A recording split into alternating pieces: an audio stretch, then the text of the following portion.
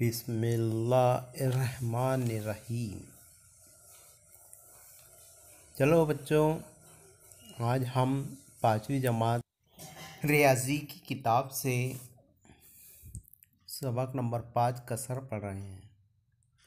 हमने पहली जमात से लेकर आज तक हिंसों का मुताला किया है। हमने पिछली जमात में कसरों का मुताला भी किया है। आज हम जमात पंजुम की रियाजी की किताब से 5वें सबक का मुताला कसर इस सबक का मुताला कर रहे हैं। पहले आपने कसरों का मुताला किया, लेकिन साबिक़ा मालूमात की बिना पर हम आपसे कुछ सवालात पूछेंगे। क्या हम हिंसों के टुकड़े कर सकते हैं? क्या हम चीज़ों के टुकड़े कर सकते हैं? आपका जवाब होगा कि हम हिंसों के टुकड़े कैसे करेंगे। आपका जवाब ये होगा, क्या चीज़ों के टुकड़े कर सकते हैं? तो हाँ, हम चीज़ों के टुकड़े कर सकते हैं। तो ठीक है, आपके जवाब के एतबार से अगर देखें तो आपके पास में एक लड्डू है और आप 4 बच्चे हैं। तो उस लड्डू को 4 हिस्सों में बराबर तकसीम कर 4 हिस्से करेंगे। हर एक को एक छोटा हिस्सा बराबर तकसीम हो जाएगा। अब आपके हिस्से में जो हिस्सा आया है वो 1 पाव लड्डू होगा, यानी कि एक लड्डू के 4 हिस्से पाव भर। इस हिसाब से हर एक को 1 पाव लड्डू मिलेंगे। अब उस पाव को हमको हिस्सों में लिखना है, तो उसको अदद में कैसे लिख पाएंगे? यही कसर है कि एक छोटे हिस्से को अदद में लिखना। अगर आपको ये बोला जाए कि आपके हिस्से में कितना लड्डू आया, तो आप कह सकते हैं कि 1 पाव भर लड्डू आया, लेकिन लिखने में आपको दिक्कत महसूस होगी। इसलिए उसको कैसे लिखते हैं? कसर की सूरत में लिखते हैं। देखते हैं कैसे लिखते हैं। यहाँ पर 1/4 जो बीच में लाइन है उसे हम कसर की सूरत में कह सकते हैं 1/4।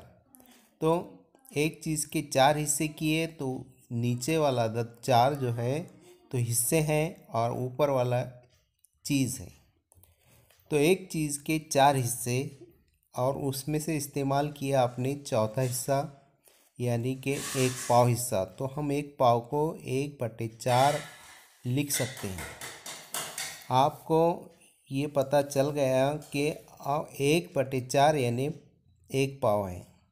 अब 2 हिस्से मिलाएंगे तो आधा होगा। तो आधे को हम हिंसी सूरत में कैसे लिखेंगे? आधे को हम 1/2 यानी ऊपर 1 और नीचे 2 इस तरह से लिख सकते हैं। यानी एक चीज़ में से 2 हिस्से किए और 1 हिस्सा इस्तेमाल किए, उसे अदद की सूरत में 1/2 हम लिख सकते हैं।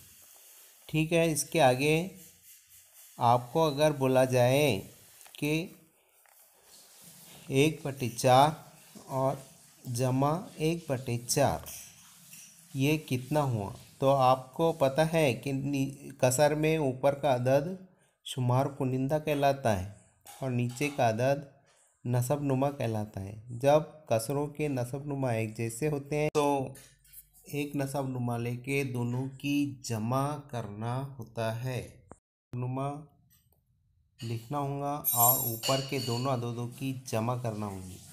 जैसे कि ऊपर 1 जमा 1 2 हुआ और नीचे के 2 नसब नुमाओं में से 2 और 2 4 हुआ। 4 नीचे लिखेंगे, ऊपर 2 और नीचे 4। अब इसे 2 का पारा पड़े, 2 1 2, 2 दूनी 4। तो जवाब आया 1/2। इस तरह से आप कसरों की जमा कर सकते हैं।